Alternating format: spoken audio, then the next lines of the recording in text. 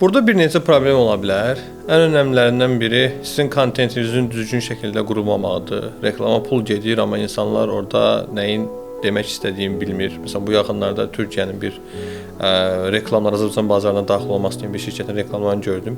Yəni çoxlu pul xərcləyirlər, həddindən artıq böyük pullar xərclənir, amma məna nə olduğu bilinmir. Və yaxud da ki, auditoriyanı düzgün şəkildə seçməməyə görə bu problemlə qarşılaşa bilərsiniz. Bəzən belə bir problem olur ki, sizin marketinq komandanız çox yaxşı işləyir, amma satışda olan əməkdaşlar məhsul haqqında düzgün məlumat vermirlər.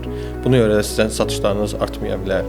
Günü-gündən, yəni belə deyək ki, alqoritma dəyişir və yeni bir sistemə keçirik. Buna görə də siz buna uyğunlaşdırılmamış, düzgün olmayan bir platformada reklam vermiş ola bilərsiniz. Məsələn, sizin məhsullarınız B2B məhsullardır, amma siz bunu çalışırsınız ki, TikTok üzərindən satasınız, amma TikTokda kifayət qədər burada auditoriya yoxdur.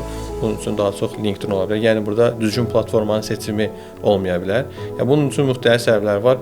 Ən əsas məsələ düşünmək lazımdır ki, mənim auditoriyam, yəni müştərinin yerinə özünüzü qoymaq lazımdır. Müştəri olsaz, həmin məhsulu alarsınızmı, həmin reklamı gördükdən sonra, həmin platformada.